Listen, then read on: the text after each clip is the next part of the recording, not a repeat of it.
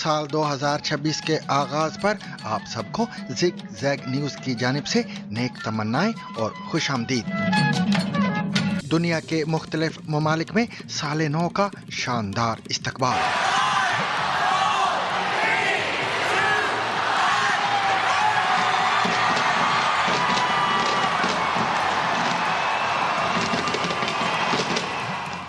नए साल का आगाज तो हो गया, लेकिन गुज़िश्ता साल में बहुत कुछ ऐसा हुआ जो अब भी लोगों को याद है। बीबीसी के साफियों को भला क्या याद है? Oh no! तो इस आवाज ने और इस वीडियो ने एक तरह से मेरा 2025 जो है वो डिफाइन किया है। ज़ोहरान ममदानी ने न्यूयॉर्क के मेयर का हल्फ उठा लिया। तकरीब में कुरान के 2 नुस्खों पर सवाल। I, Zohran Kwame Mamdani, Zohran Kwame Mamdani, do solemnly swear नए साल की तकरीबात के मौके पर स्विट्जरलैंड के क्रांस मोंटाना बार में आतिश ज़दगी, 40 अफराद हलाक। We heard people yelling and we thought it was New Year's celebrations. Then we saw smoke and heard people screaming. Then we saw ambulances arrive and the police and all the rest. जानिए Trump के बाद चीन के उस दावे के बारे में जिसने मोदी हुकूमत को मुश्किल में डाल दिया। ढाका में पाक भारत हैंडशेक। खालिदा जिया के जनाजे पर अय्याज सादिक और जयशंकर का मुसाफा। ईरान में महंगाई के खिलाफ मुजाहिरे मुसलसल चौथे रोज भी जारी।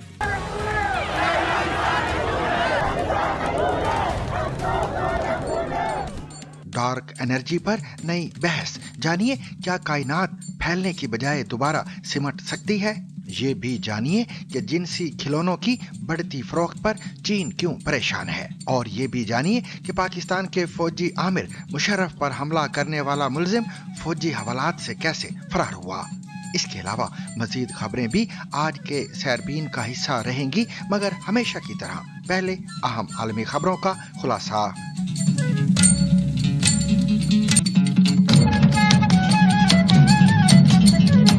पाकिस्तान समेत दुनिया के मुख्तलिफ ममालिक में साल 2026 के आगाज पर शानदार तकरीबात का इनाकाद किया गया।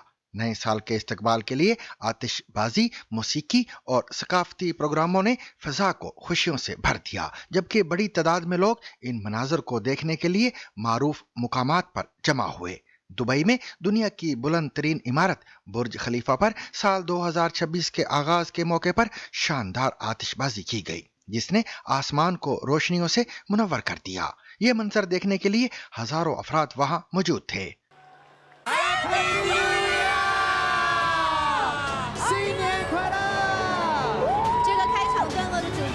बरतानिया में नए साल का इस्तकबाल लंदन के तारीखी बिग बैन के ऊपर शानदार आतिशबाजी के मुजाहरे के साथ किया गया, जिसे दुनिया भर में बराह रास्त दिखाया गया। यूक्रेन में रूस के हमले के बाइस सिक्योरिटी खदशात के तहत मुतअद्दिद सरगर्मियां मुअत्तल रहीं, ताहम कर्फ्यू से कबल महदूद पैमाने पर नए साल के जश्न के मनाजर कैमरे में महफूज किए गए, जो अवाम के हौसले और उम्मीद की अलामत बने। अमेरिका में न्यूयॉर्क के टाइम स्क्वायर पर हर साल की तरह इस बार भी नए साल के इस्तकबाल के लिए बड़ी तकरीबात मुनक्कद की गईं, जहां हजारों अफराद ने मशहूर बॉल ड्रॉप तकरीब में शिरकत की। चीन के दारुल हुकूमत बीजिंग में साल 2026 के आगाज पर ढोल की थाप पर रक्स, रिवायती मौसीकी और दिलकश परफॉर्मेंस पेश की गई, जिन्होंने जश्न को सकाफती रंग अता किया।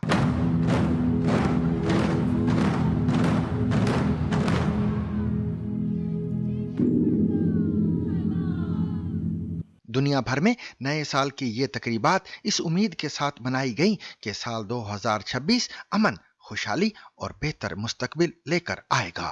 नए साल का आगाज तो हो गया, लेकिन गुज़िश्ता साल में बहुत सी ऐसी चीजें, वाक़यात और खबरें सामने आई जो अब भी लोगों को याद हैं। ऐसी ही खबरों के बारे में हमने बीबीसी के साफियों से पूछा तो उन्होंने ये जवाब दिए। Oh no! तो इस आवाज ने और इस वीडियो ने एक तरह से मेरा 2025 जो है वो डिफाइन किया है।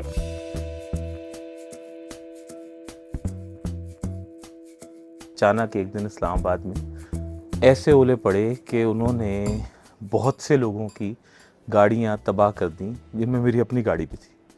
اور وہ نقصان جو ہے وہ اتنا وسیع پیمانے پہ تھا اور ایسا تھا کہ آخر کار مجھے وہ گاڑی بیچنی پڑی. کتنے کا نقصان ہو گیا ان ٹوٹل آپ کو؟ اتنے کا ہو گیا کہ مجھے جو ہے وہ بعد میں بہت سارے پیسے ڈال کے دوسری گاڑی لینی پڑی. سنس مجھے لگتا ہے کہ ویمن فرینڈشپ ایک بہت خوبصورت چیز ہے، تو میرے لیے highlight of the year تھا نائجا اور شبانہ کی دوستی. اور ویسے بھی کہتے ہیں نا women heal what they did not break, تو مجھے یہ لگتا ہے یہ اس کی بہت ہی خوبصورت مثال تھی.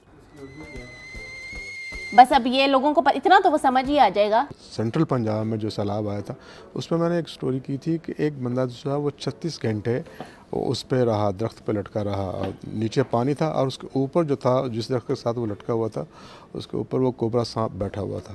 کوبرا سانپ تھا، رشتہ دار نہیں تھا. ایک چیز جو میرے 2025 کے بنگو کارڈ پہ نہیں تھی وہ تھی پی آئی اے کی پرائیویٹائزیشن، جس میں اپنی جیب میں 200 روپے لے کے میں بولیاں جج کری تھی کہ کس طرح سے ایئر بلو کی بولی جو ہے وہ عارف حبیب کی بولی سے کافی کم تھی، بٹ ایونچولی پی آئی اے اس سال بک گئی. اس طرح گلی محلوں کی لڑائی میں ہوتا تھا نا کہ ایک ٹیم گیند بلا لے کے ناراض ہو کے چلی جاتی تھی. یہ پہلی دفعہ ہوا ہے کہ جو ٹیم ٹرافی جیتی ہے وہ ٹرافی لیے بغیر چلی گئی ہے، جس نے ٹرافی دینی تھی وہ ٹرافی اپنے دفتر میں رکھ کے وہ گھر چلا گیا. میرا نہیں خیال کہ کسی کے لیے یہ حیرانگی کی بات ہوگی یا سرپرائز ہوگا، لیکن سب سے زیادہ جو ڈرامائی میرا خیال ہے کہ خبر اس پورے سال کی تھی وہ انڈیا اور پاکستان کا جو کانفلکٹ تھا 4 دن کا. اور ٹی وی اسکرینز کے اوپر تو ہر تھوڑی دیر کے بعد خبر چینج ہو رہی تھی، سچویشن چینج ہو رہی تھی، لیکن نیوز روم کے اندر یہاں پہ بہت زیادہ جو ہے نا وہ ڈرامیٹک سچویشن تھی. اور بہت سارے ہمارے یہاں پہ کولیگز ہیں جو پہلی بار اس طرح کی خبر، اس طرح کا اسکیل کا کانفلکٹ کور کر رہے تھے، اور بہت تھوڑے ریسٹ کے ساتھ، بہت تھوڑی نیند کے ساتھ بہت سارے لوگ جو ہیں وہ کام کر رہے تھے. اور اسی لیے یہاں پہ جگہ جگہ جو چھوٹے چھوٹے صوفے ہیں، کرسیاں ہیں، وہاں پہ کوئی نہ کوئی آپ کو سوتا ہوا، ریسٹ کرتا ہوا نظر آ رہا تھا.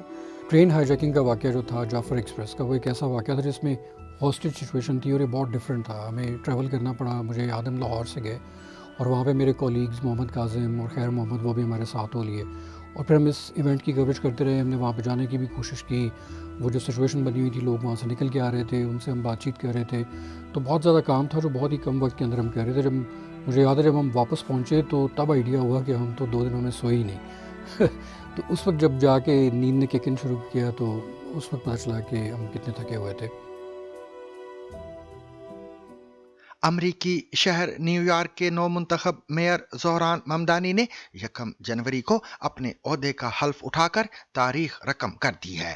وہ نیو یارک کے پہلے مسلمان اور ایک صدی میں سب سے کم عمر میئر بن گئے ہیں. I, Zohran Kwame Mamdani, Zohran Kwame Mamdani, do solemnly swear that I will support the Constitution of the United States, I will support the Constitution of the United States, the Constitution of the State of New York, the Constitution of the State of New York, and the Charter of the City of New York. and the Charter of the City of New York. حلف برداری کی تقریب اس وقت توجہ کا مرکز بنی جب ان کی اہلیہ راما دعا جی نے 2 قرآن اٹھا رکھے تھے جن پر ہاتھ رکھ کر ممدانی نے حلف لیا. ترجمان کے مطابق حلف برداری میں استعمال ہونے والے قرآن میں ایک ممدانی کے دادا کا ذاتی قرآن تھا، جبکہ دوسرا معروف سیاہ فام مورخ آرتورو شومبرگ کا قرآن تھا جو نیو یارک پبلک لائبریری سے لیا گیا تھا.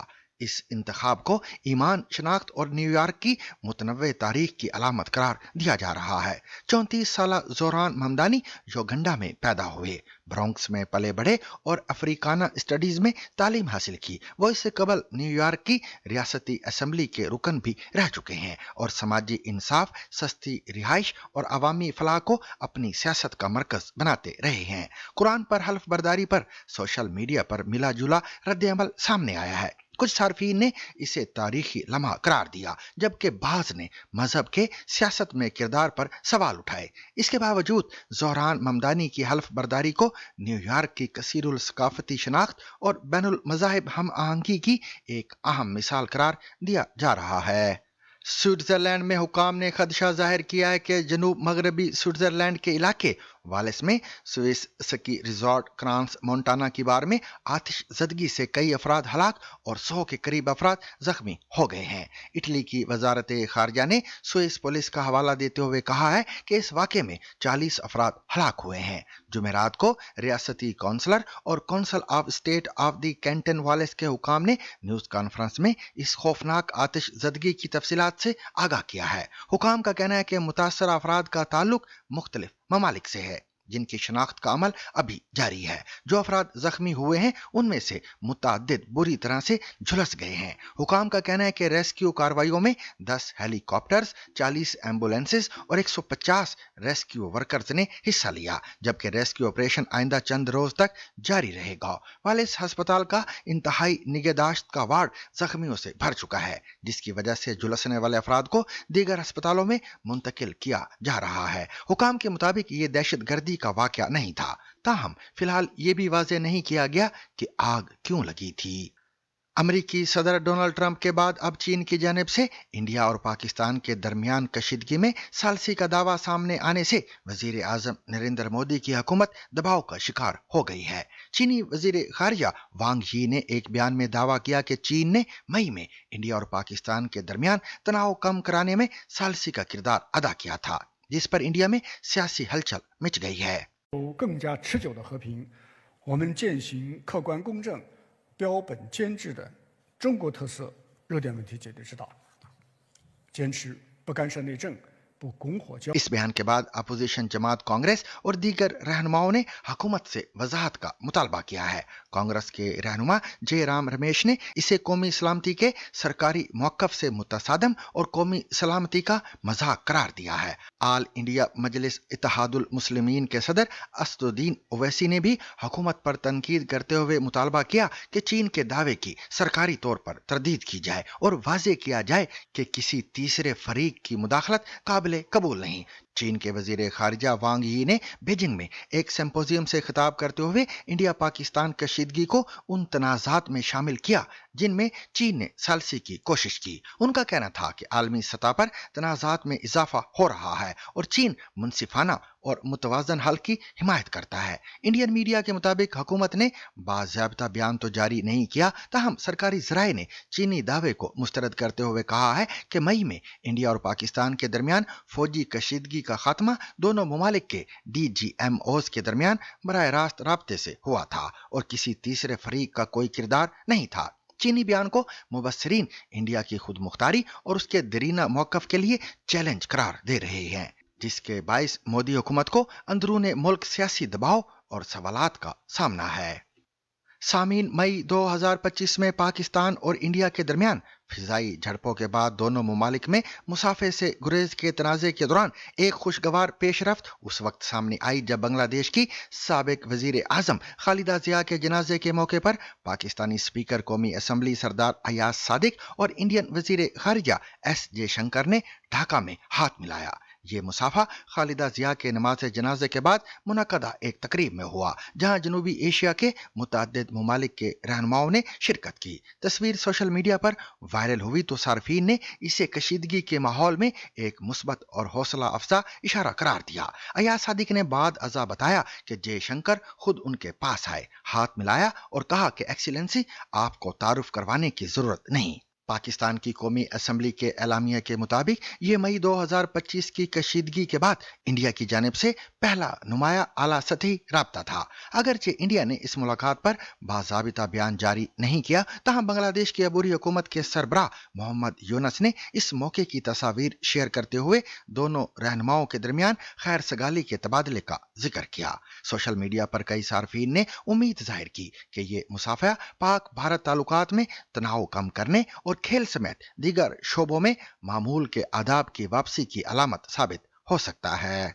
ईरान में बढ़ती हुई महंगाई के खिलाफ मुजाहरे मुल्क के कई शहरों में मुसलसल चौथे रोज भी जारी हैं। BBC फारसी के मुताबिक ईरान के मुख्तलिफ शहरों में रात भर जारी रहने वाले मुजाहरों के दौरान कोहे दश्त में सिक्योरिटी फोर्सेज ने मुजाहिरीन को मुंतशर करने के लिए तशद्दुद का सहारा लिया।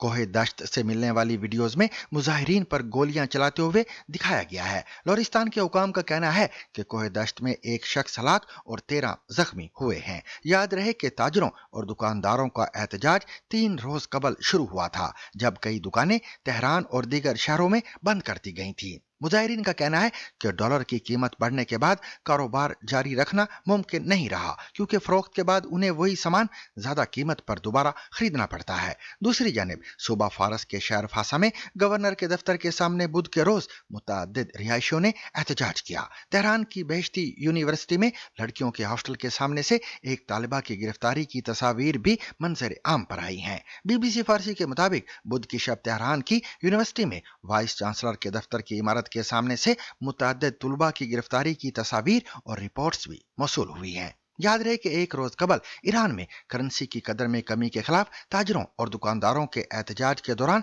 तेहरान का ताजरों के लिए टैक्सेस में छूट देने का ऐलान सामने आया था। टैक्स इदारे के सरबराह ने गुज़िश्ता रोज ऐलान किया था कि 3 अहम फैसले सिराने कवा की मंजूरी से नाफिज किए गए हैं ताकि ताजरों को टैक्स में रियायत दी जा सके। इन इकदामात में वैल्यू एडेड टैक्स के नोटिस पर नजरसानी, कार्ड मशीन की रसीद को बतौर इलेक्ट्रॉनिक इनवाइस कबूल करने की मुद्दत में तोसी और टैक्स जुर्मानों की माफी शामिल है।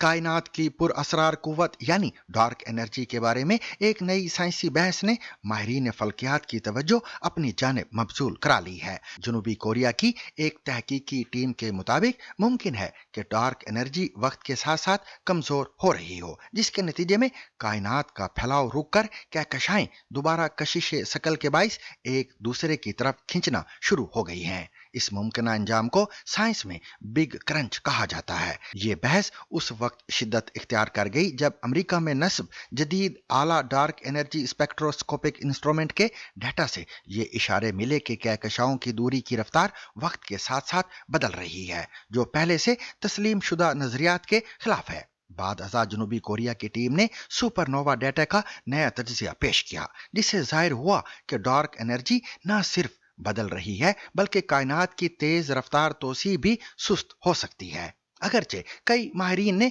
इन नताइज पर शुकूक का इजहार किया है, ताहम वो इन्हें मुकम्मल तौर पर रद्द भी नहीं कर सके। माहिरीन के मुताबिक अगर ये नजरिया दुरुस्त साबित हुआ तो ये कायनात के आगाज, फैलाव और अंजाम से मुतल्लक हमारी मौजूदा साइंसी समझ में बुनियादी तब्दीली ला सकता है। इस मौजू पर आलमी सतह पर तहकीक और बहस बदस्तूर जारी है।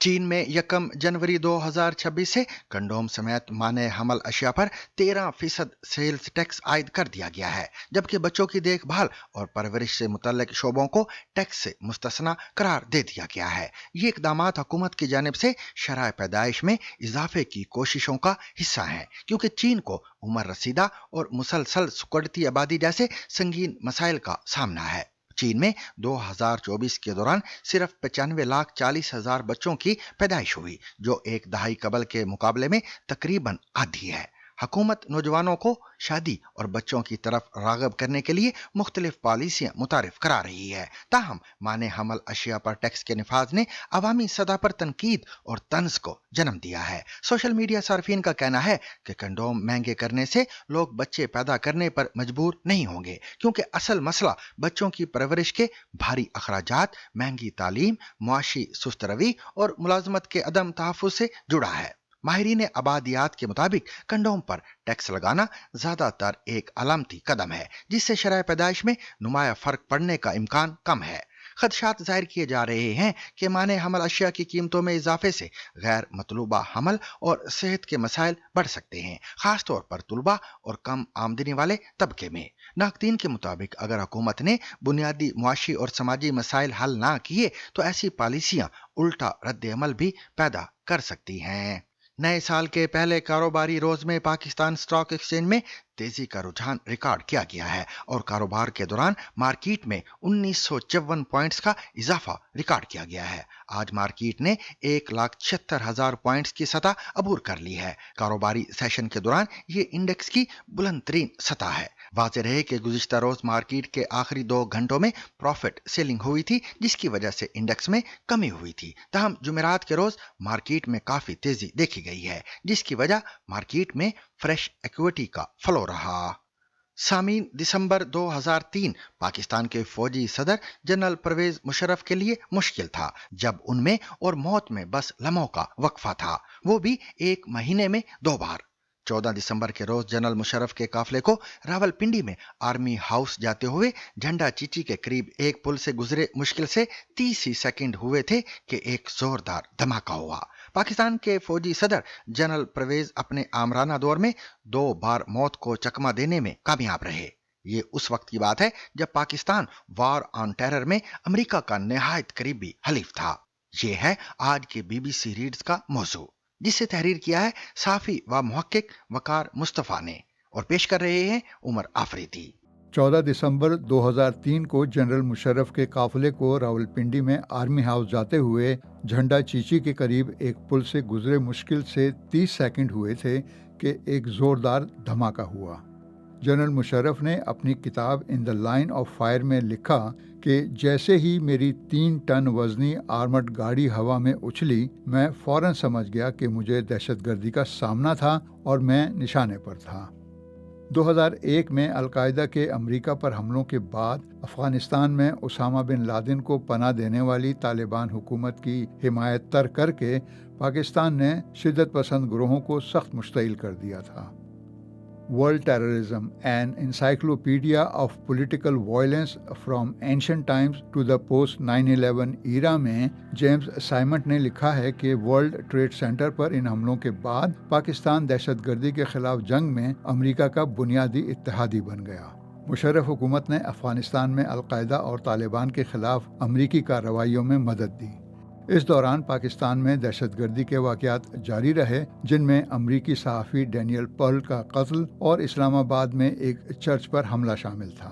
मुशर्रफ हुकूमत ने पाकिस्तान और मुतनाज़ हिमालयाई खित्ते कश्मीर में कई शिद्दत पसंद तंजीमों पर पाबंदी आयद की और उनके सैकड़ों कारकुनों को गिरफ्तार किया। मुशर्रफ ने कहा कि हमारी कौम के लिए सबसे बड़ा ख़तरा बैरूनी नहीं बल्कि अंदरूनी है। ये ख़तरा इंतहा पसंदों से है। हमें उन तमाम अनासिर के ख़िलाफ़ पूरी कुव्वत से लड़ना होगा। दिसंबर 2003 के हमलों से कबल भी मुशर्रफ पर मुतअद्दिद बार हमले किए गए, जिनमें 2002 और 2003 के दौरान इस्लामाबाद और कराची में की जाने वाली नाकाम कोशिशें शामिल थीं।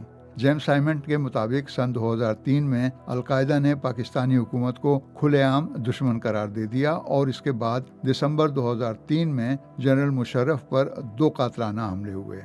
पहले हमले के बाद मुशर्रफ के मुताबिक उन्होंने आर्मी हाउस जाकर अपनी बीवी साहिबा मुशर्रफ को तसल्ली दी और फिर फौरन दोबारा पुल पर वापस आए कि पुल वाकई चीर कर रख दिया गया था। अगर धमाका 1 सेकंड पहले हो जाता तो मेरी गाड़ी ऐन उस जगह से 25 फुट नीचे गिरकर तबाह हो जाती। उसी शाम साहिबा और मुझे इस्लामाबाद के सरीना होटल में एक शादी में शिरकत करना थी। हम लम्हा भर तज़ब्ज़ुब का शिकार नहीं हुए, हम दोनों गए।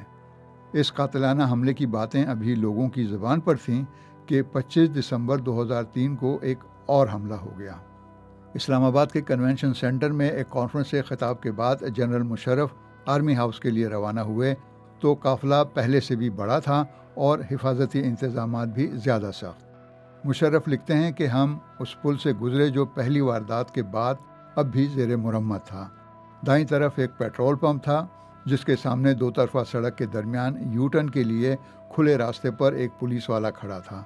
सामने से आने वाली ट्रैफिक रोक दी गई थी। तमाम गाड़ियां सीधी हमारी तरफ रुख किए खड़ी थीं, मगर एक सुजुकी वैन तिरछी खड़ी थी, जैसे वो इसी खुले रास्ते में घुसकर हमारी तरफ आना चाहती हो।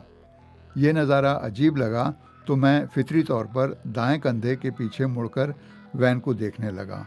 फिर आगे देखने के लिए मैंने सर सीधा ही किया था कि एक ज़ोरदार धमाका हुआ और मेरी गाड़ी एक बार फिर हवा में उछली। क़यामत टूट पड़ी। धुआं था, मलबा था, इंसानी जिस्मों के छींतड़े थे, गाड़ियों के परखचे थे।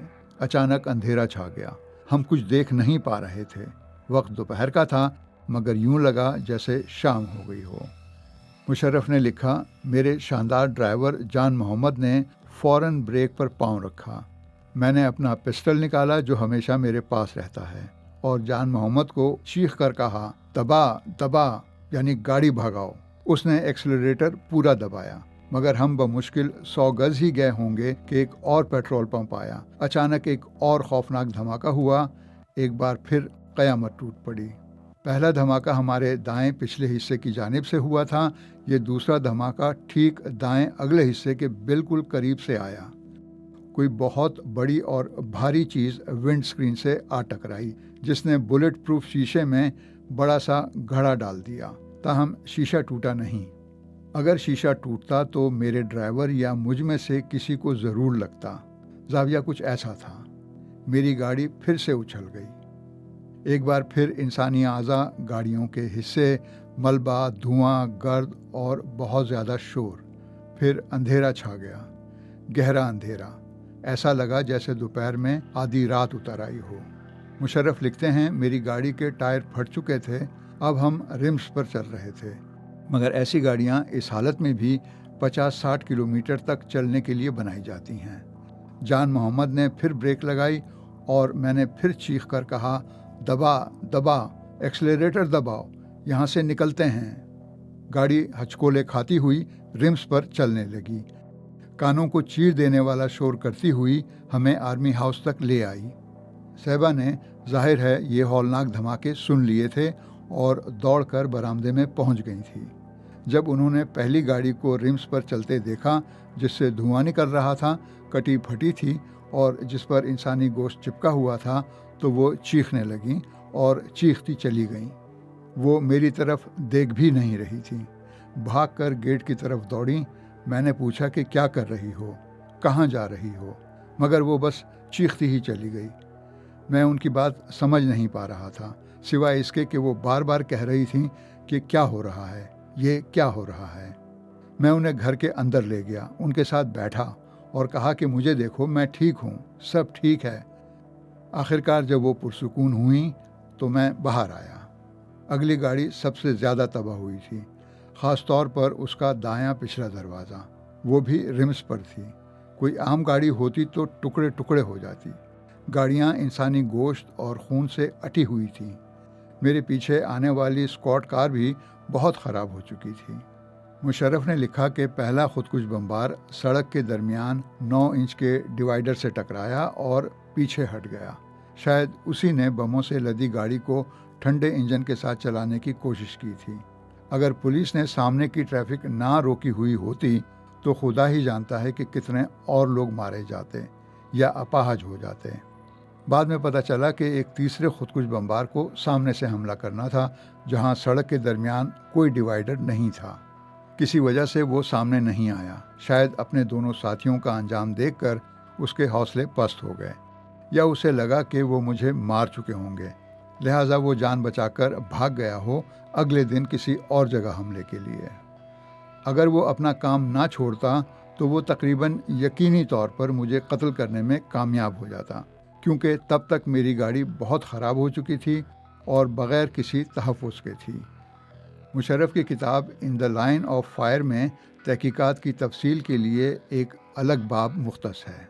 उसमें वो बताते हैं कि दूसरे हमले के बाद हमारे पास सिर्फ एक बम से उड़ा सर, अधजला शनाख्ती कार्ड और तबाहशुदा मोबाइल फ़ोन ही सुराख के तौर पर मौजूद थे, लेकिन उन्हीं से हैरत अंगेज़ नताइज निकले। पहले हमले के बाद Rawalpindi corps commander lieutenant general Ashfaq Pervez Kayani को तफ्तीश सौंपी गई। पुल पर से फ़ोन के कीपैड का एक टुकड़ा मिला, जो एक चीनी साख्ता तवील फासले के कॉर्डलेस फ़ोन का हिस्सा था। उनके मुताबिक इब्तिदा में कुछ ना मिला। फिर कोयटा कोर कमांडर की इत्तला पर मुश्तरका इंटेलिजेंस कार्रवाई से मुश्ताक गिरफ्तार हुआ, जिसने पूरे मंसूबे की गिरहें खोल दी। उसने बताया कि पहले हमले में ज़्यादातर पाकिस्तानी फ़िज़ाइया के निचले दर्जे के अहलकार शामिल थे, जिन्हें पैसे या नज़रिए के नाम पर भर्ती किया गया था। तकरीबन 250 किलोग्राम बारूदी मवाद कई रातों में पुल के नीचे मुंतकिल करके सर्किट बनाया गया था। मुश्ताक ने बारूद को फाड़ा, लेकिन जहां बैठकर उसने ऐसा किया वहां से हमारे काफ़िले की पोजीशन उसे ठीक से नज़र नहीं आ रही थी। यूं गलत जगह चुनने की वजह से हम बच गए। वो 150 से 200 अफराद के एक ऐसे गिरोह के मनसूबा साज निकले जो अफ़गानिस्तान में तालिबान हुकूमत के सरबराह मुल्ला मोहम्मद उमर के हामी थे और अमली ताउन जैश मोहम्मद कर रही थी। 25 दिसंबर को जब खुदकुश धमाके हुए तो आवाज़ जनरल कियानी के घर तक सुनी गई। वो फ़ौरन पहुँचे और इलाके को बंद किया।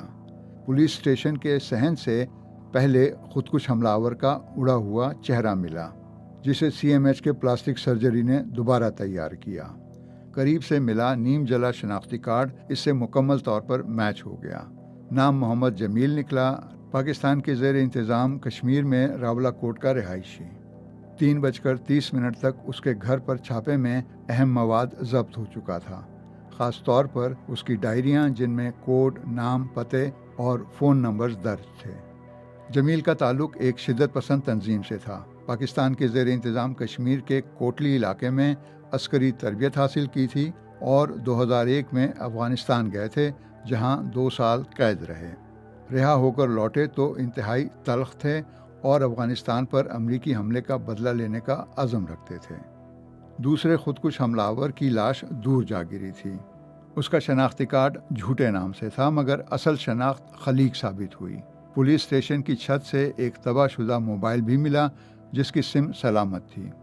कॉल रिकॉर्ड से एक स्पॉटर मिला, जिसने मरकज़ी कंट्रोलर को इत्तला दी और फिर जब हमारे काफ़िले ने मखसूस रास्ता इख्तियार किया तो कंट्रोलर ने हमलावर को गो का हुक्म दिया। अगली पेशरफ्त तब हुई जब जमील को खुदकुश वैन बेचने वाला डीलर मिला। फिर सलाहुद्दीन नामी एक शख्स गिरफ्तार हुआ जो झंडा चीची से पकड़ा गया और अलकायदा के नुमायां रहनुमाओं अबू फराज अल-लिब्बी और हादी अल-इराकी का राब्ताकार था। सलाहुद्दीन ने बताया कि SSG के 2 जूनियर एहलकार अरशद और डोगर उसकी मदद कर रहे थे।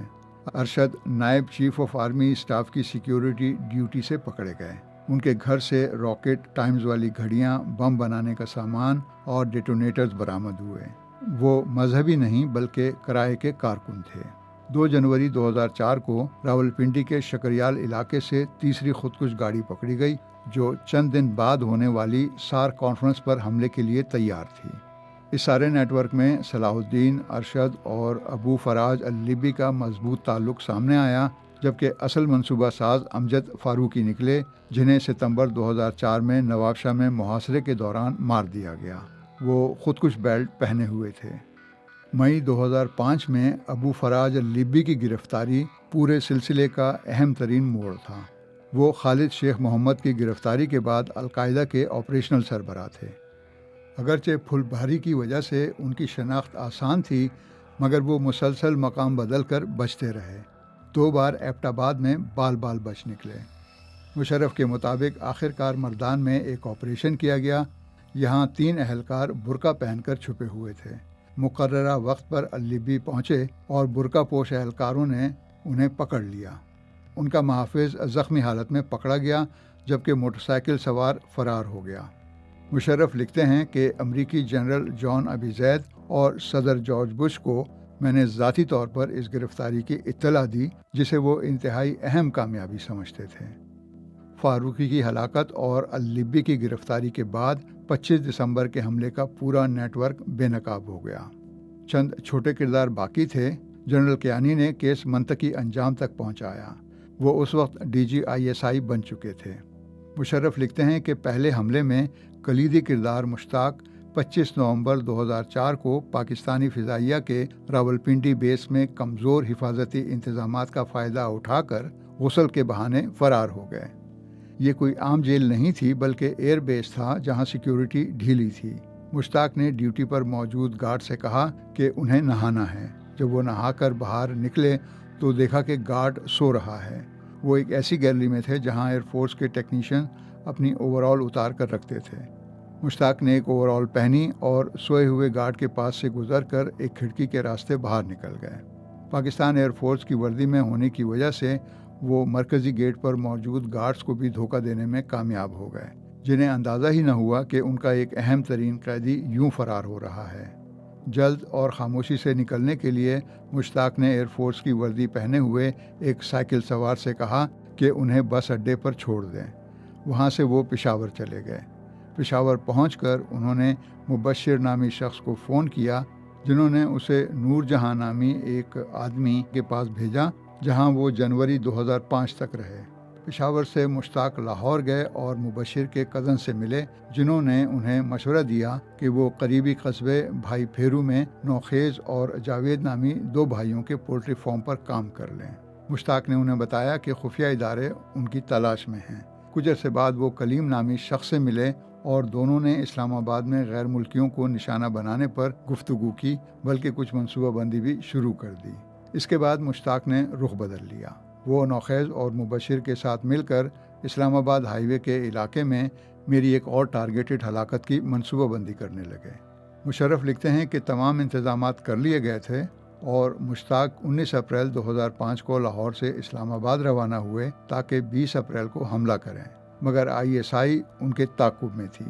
ISI نے 3 نمبر اور 3 پتے خصوصی طور پر زیر توجہ رکھے تھے: کراچی میں مشتاق کی والدہ کا نمبر، گجرات میں اس کی گرل فرینڈ کا نمبر اور پشاور میں مبشر کا نمبر۔ مشرف لکھتے ہیں کہ پشاور پہنچتے ہی جب انہوں نے پہلی کال مبشر کو کی تھی تو ہم ابھی اس کے پیچھے نہیں تھے، لیکن تقریباً 4 ہفتے بعد جب انہوں نے پشاور کے قریب باڑہ کے ایک پبلک کال آفس سے اپنی ماں کو فون کیا تو ہمیں معلوم ہو گیا کہ وہ وہاں موجود ہیں۔ چند دن بعد انہوں نے گجرات میں اپنی گرل فرینڈ کو فون پر خوشی سے بتایا کہ میں فرار ہو گیا ہوں اور وہ مجھے دوبارہ کبھی نہیں پکڑ سکیں گے۔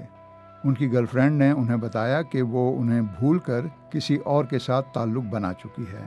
مشتاق طیش میں آ گئے اور دھمکی دی کہ وہ فوراً گجرات آ کر اپنے رقیب کو قتل کر دیں گے، لیکن وہ گجرات نہیں گئے اور پشاور میں ہی رہے۔ بعد میں لاہور اور پھر جنوری 2005 میں بھائی پھیرو چلے گئے۔ اب تک ISI کے پاس ان کا موبائل نمبر، ان کی سمز کے کوڈز اور فون کا سراغ بھی تھا۔ ان 2 کالز کے بعد ISI نے مشتاق کی نقل و حرکت اور پشاور میں ان کے ساتھیوں کے متعلق تفصیلات معلوم کر لیں۔ مشتاق بار بار سم بدلتے رہے، پھر وہ مختلف لوگوں کے لیے مختلف سمیں استعمال کرنے لگے، جن میں گجرات والی گرل فرینڈ بھی شامل تھی۔ ISI یہ سب جان چکی تھی اور ان کے پیچھے تھی۔ جب وہ لاہور سے اسلام آباد کے لیے نکلے، وہ سالم انٹرچینج پر پکڑے گئے۔ وہ بس کی آخری نشست پر گہری نیند میں تھے اور ان کی جیب میں موبائل فون آن حالت میں تھا۔ جب ISI کے افسر نے ان سے ان کی شناخت پوچھی تو مشتاق نے جواب دیا، آپ لوگ اچھی طرح جانتے ہیں کہ میں کون ہوں۔ 14 اور 25 دسمبر 2003 حملوں کے الزام میں کل 16 افراد کو گرفتار کیا گیا تھا۔ ان میں سے 2 کا تعلق فوج جبکہ 6 کا فضائیہ سے تھا، دیگر افراد سویلین تھے۔ جیمز سائمنڈ کے مطابق اس کے بعد مشرف نے عسکریت پسندوں کے خلاف کارروائیاں تیز کیں اور فاٹا و بلوچستان میں آپریشن کیا۔ سن 2004 میں پاک فوج نے جنوبی وزیرستان میں القاعدہ کے ٹھکانوں کے خلاف بھرپور کارروائی کی، مگر یہ قدم سیاسی مذاکرات اور معاشی ترقی کے وعدوں کے ساتھ جوڑا گیا تاکہ خطے کے ناراض قبائل کو ساتھ رکھا جا سکے۔ جیمز واٹن برانٹ اپنی کتاب a brief history of Pakistan میں لکھتے ہیں کہ ان حملوں کے باوجود مشرف اپنے راستے پر قائم رہے۔ ان کی کوششوں کے صلے میں انہیں امریکہ سے اقتصادی اور فوجی امداد ملی، جن میں امریکی اقتصادی پابندیوں کا خاتمہ، غیر ملکی امداد میں اضافہ اور پاکستان کے بیرونی قرضوں کے 1/3 سے زیادہ حصے کی معافی یا اس کی دوبارہ شیڈیولنگ شامل تھی۔ براہ راست غیر ملکی سرمایہ کاری میں بھی اضافہ ہوا۔ نقد رقوم کی آمد نے حکومت کو اپنے مالی معاملات بہتر بنانے، معاشی ترقی بڑھانے اور ہتھیار خریدنے میں مدد دی۔ اندرونی محاصل جمع کرنے کا نظام بھی بہتر ہوا اور خسارے کم ہوئے۔ مہنگائی میں جو کئی سالوں سے 2 حصوں میں چل رہی تھی، کمی واقع ہوئی۔ اور سامعین، اس کے ساتھ ہی آج کا سیربین اپنے اختتام کو پہنچا۔ مجھے اور میری پوری ٹیم کو کل تک کے لیے اجازت دیجیے، لیکن اجازت لینے سے قبل اب تک کی خاص خبریں۔